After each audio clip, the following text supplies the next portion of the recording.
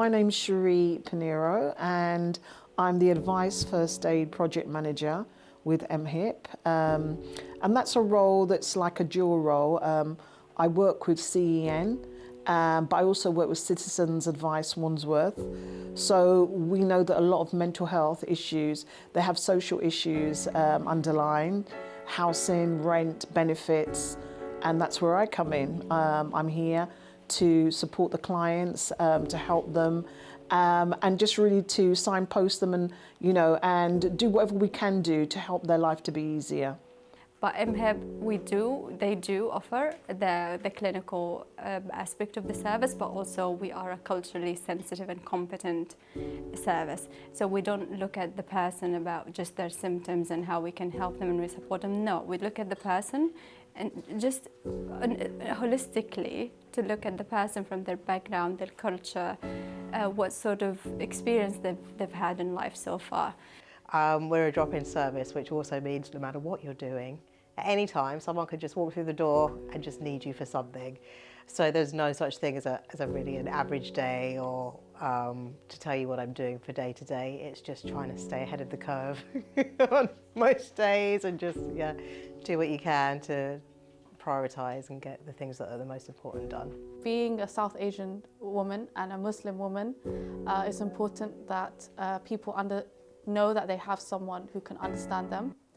I think that's really important, and having experiences myself of discrimination, I have faced racism in schools, so it's really institutionalized, and I think it's important people like me are in this position and are able to allow people to be comfortable talking, and we're trying to remove the stigma day by day, and that's something we hope we can do.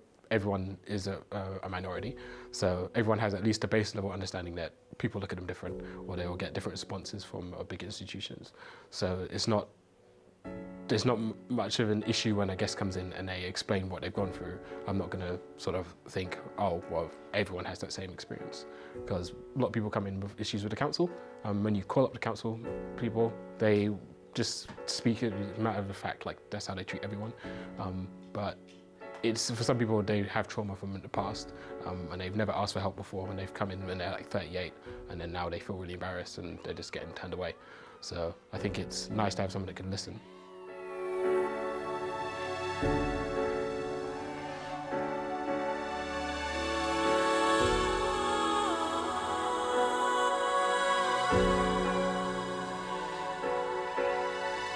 I think the important part of it is actually, like you say, the optics. When someone walks through the door and that immediate feeling that they're somewhere different, because what they've experienced before is not working for them. So the first point is making them understand as soon as possible that they are somewhere different. We do mainly work from referrals as well. So yeah, we're referred to by community mental health team, by Wandsworth single point access team, sometimes by Talk Wandsworth themselves, social services. We get referrals from 111 now, which is one of my favourite moments, when I picked up the phone one day and they said, hello, this is 111, I'm sitting here with someone I'd like to refer. So that was a brilliant moment. Faiths and all of the worship places, immediately when you say a worship place, you connect it. There's an association with safety, and this is going to be a safe space for you to come together, and this is going to be a non-judgmental place, because the only power that can judge you would be God or Allah. Nobody else, not me. I'm not here to judge you. So when you come to a worship place, we're all equal and we're all the same. I basically try my best to support people to get the services they need in terms of mental health support. And especially with the South Asian community, we're trying to be able to make it accessible to them. And we do get a lot of people walking in, and I basically introduce myself to them, and I let them know, I put them in a confidential and comfortable environment where I can speak with them and where they can talk to me about their worries, about their concerns.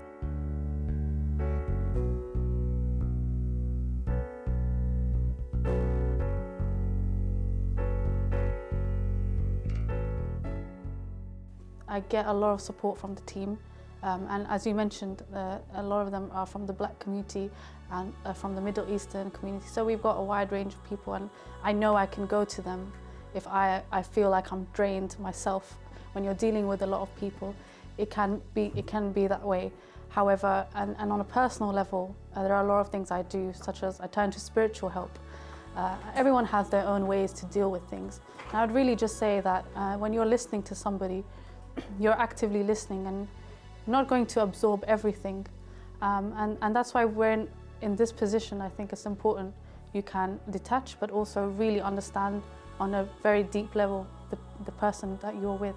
And I think it's important for the manager, whether it's me or whoever it is, to continue to be from a mental health background, because there's, again, you don't understand what's happening here sometimes until you do it. You can't come in here and not be a little bit flexible and allow your staff to put their mental health first wherever possible, and then think that they're going to have the strength to come in the next day and give everything they have to these guests. So if a staff member comes out of the room, they've had a particularly hard conversation, they know they can, Leonie, can I go for a walk? Can I take a break? Can I do this? It's always okay.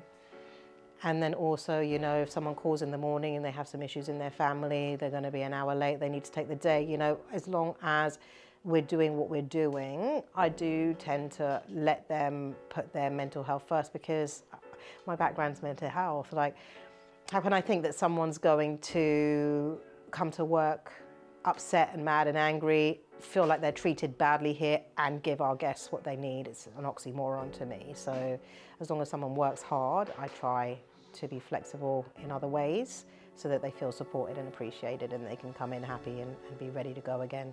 Just, you wouldn't know what to expect the person who walks through the door.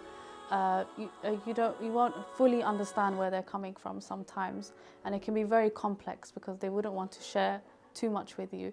And that's why we really have to build trust with the clients who walk in, and we treat them as guests, so that they're not patients to us, they're guests. So that's one of our core principles as well. And just really knowing where to refer them to, knowing what services they need, knowing whether it's immediate and whether it's something, you know, we can take time with. And we really don't rush our clients, so we try to keep them on top of things. And I think another challenge could be just having them take action, and we really help them with doing that, you know, having self-agency, helping them to advocate for themselves. So this job that we're doing is incredibly fulfilling, just to see the change that we are creating in someone's life, a change that I wanted someone to create for me. So I understand, and now I'm creating this change for you, but also for me as well. Now we are slowly but steadily destroying all of those obstacles that can come between us and having the best experience and outcome of accessing mental health services. It's incredibly fulfilling to see the change of the day-to-day life when it comes to people, not just by creating this space for them that, no, we exist, we understand you, and where are you coming from, and how that contributed to whatever you're struggling with. It's not separate, and we are, for me and you are, one of us, and we understand.